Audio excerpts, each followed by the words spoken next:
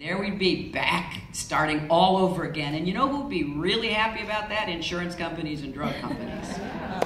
Insurance companies, because they could go back to doing what they did before, making it really expensive if you have a pre-existing condition, charging women more for our health care than they did for men, taking your young adults up to the age of 26 off your policies. That was one of the best things that happened. I bet there are a lot of students here at the university who get health care because of the Affordable Care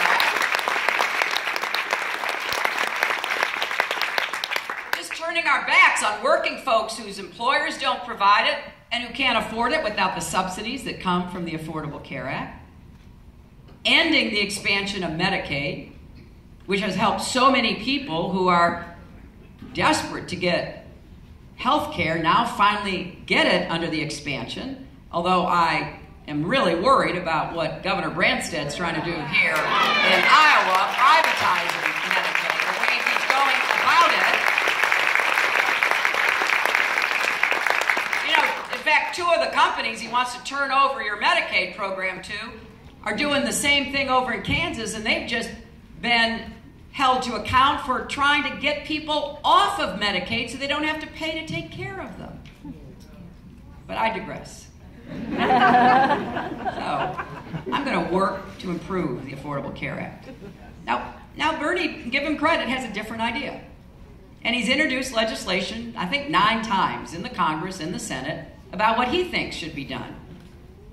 He wants to roll Medicare, Medicaid, the Children's Health Insurance Program, Affordable Care Act program, and private health insurance into a national system and then turn it over to the states to administer.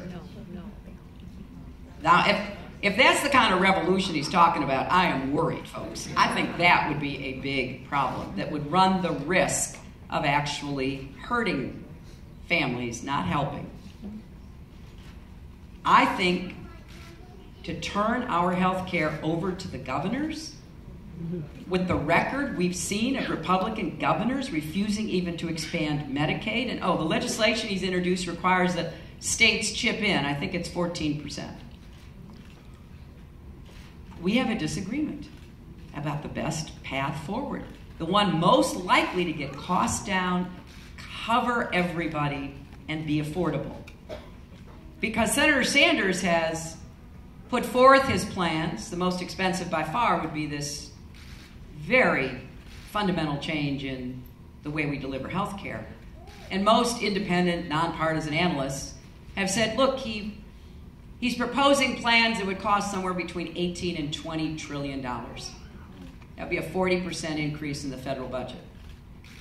There's no way that can be paid for without raising taxes on the middle class. The arithmetic just doesn't add up. I don't think it's the right way to go. In fact, I have said, and am the only candidate on either side, saying that my goal is to raise incomes on the middle class, not taxes on the middle class. That's where I think our greatest need is. But Senator Sanders and his campaign have said they're going to roll out how he would pay for all of this before the caucus in Iowa, and I, for one, will be eager to see it because I have been laying out how I will pay for everything. And my plan is kind of simple. We go after the wealthy to pay for what the middle class, working people, and poor people need. We impose a new system of taxation that will finally get them to pay their